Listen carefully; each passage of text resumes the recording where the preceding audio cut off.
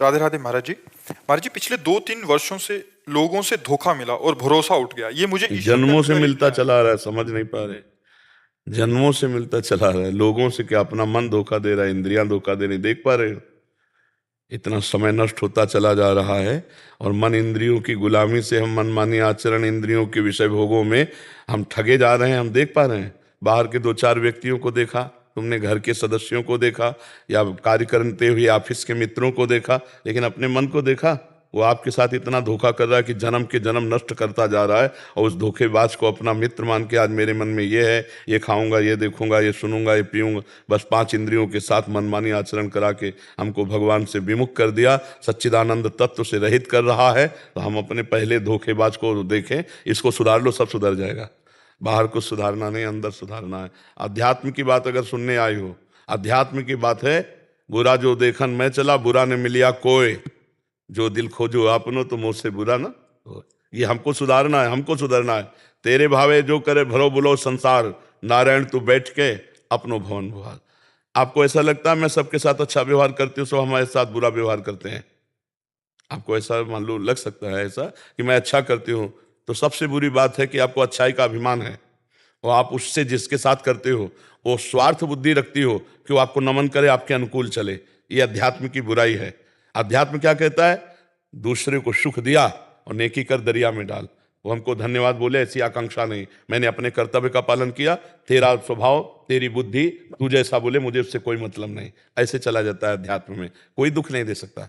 आपका स्वभाव, आप मुझे गाली देते हो, मेरा स्वभाव मैं आपको प्रणाम करता हूं, आपकी अनुकूलता करूंगा, क्योंकि मैं अध्यात्म का पथिक हूं। आप संसार के दुष्ट प्राणी स्वभाव वाले हैं, तो आप अपना स्वभाव दें। सांप क्या करेगा? अगर वो नमस्कार भी करेगा, प्यार भी करेगा, तो फणा ही मारेगा, उसके पास कोई और है नहीं। दुष्ट स्वभाव का आदमी अगर बोलेगा तो गाली बोलेगा, प्रतिकूल बोलेगा, वो जो भी करेगा अपनी दुष्टता के अनुसार करेगा। हमको विवेक प्रदान रखना है, हमको सावधान रहना है। बच्चा, यहाँ सब रूपों में भगवान है, ये बात कहाँ हम जान पा रहे हैं? ये दुष्ट है, ये स्त्री है, ये पुरुष है, ये नीच है, क्यों? हमारे अंदर वही चल रहा है। जो चल रहा, जो वृत्ति है वही दिखाई देगी। जब राम की वृत्ति होती तो सारा जगत राम में दिखाई देता, सिय राम में सब जग जानी। और काम की वृत्ति होती तो सब काम ही नजर आते हैं। दुष्ट वृत्ति होती तो दुष्ट नजर आते हैं। हमारी जैसी वृत्ति वैसा हमें बाहर दृश्य दिखाई देता है। अब अगर अध्यात्म की बात सुनना चाहो तो मन और इंद्रियों को संभालो, किसी से थैंक यू की इच्छा मत रखो, और दूसरों का मंगल करो तो तुम्हारा मंगल होगा, भगवान तुम्हें आनंद प्रदान करेंगे।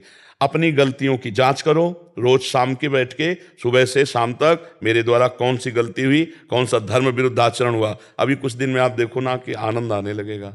हम अपनी गलतियों को बिल्कुल छुपा लेते हैं, दूसरे की छोटी गलती को सभा में बड़ी करके बताना चाहते हैं, लेकिन अपनी बड़ी गलती को बिल्कुल नॉर्मल मान के उसे शांत कर देते हैं। हमको चाहिए दूसरे की बड़ी से बड़ी गलती को नॉर्मल करके छोड़ दें, अपनी छोटी सी गलती को बिल्कुल नॉर्मल न करें, उसे बड़ी करके नष्ट कर दें, तो हम निर्दोष हो जाएंगे। जब हम निर्दोष हो जाएंगे, हमारी दृष्टि में सब मंगलमय हो जाएगा, हमारा अध्यात्म का।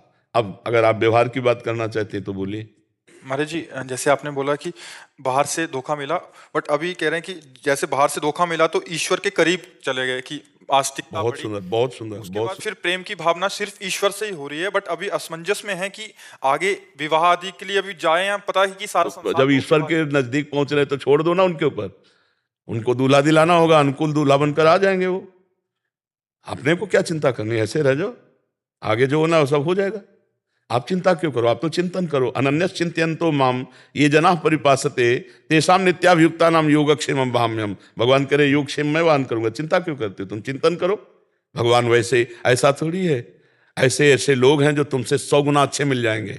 तुम सोचते हो कि जैसे हम अच्छे हैं तो आए आपसे 100 गुना अच्छे ऐसे पुरुष मिल जाएंगे कि आप जिंदगी भर भगवान से कहोगे कि प्रभु आपने बड़ी कृपा की, जो मुझे ऐसा जीवन साथी मिला दिया। आप प्रभु के ऊपर छोड़ दीजिए जी।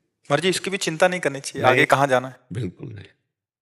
बिल्कुल, अगर भगवान का भक्त है तो चिंतन करना चाहिए, चिंता नहीं। अपने आप वो व्यवस्था कर देंगे, सारी व्यवस्था वो अपने आप कर देंगे।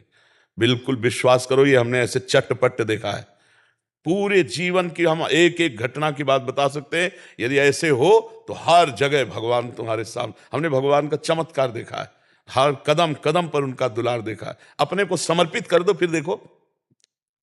प्रतिकूलता जितनी होगी, जैसे इस बच्ची ने कहा कि मैं प्रभु के नजदीक पहुंच रही हूं, आज सत्संग में था, भगवान प्रतिकूलता जब देते हैं, गुरुदेव प्रतिकूलता देते हैं या समाज प्रतिकूलता देती है, तो भक्त और खसक कर भगवान के समीप पहुंच जाता है। ये ऊंचाई पर चढ़ाने के लिए, ये पतन के लिए नहीं होता। इसलिए बहुत सावधान होकर चले, अपनी कोई चिंता नहीं करनी, आगे से आगे भगवान व्यवस्था करते हैं।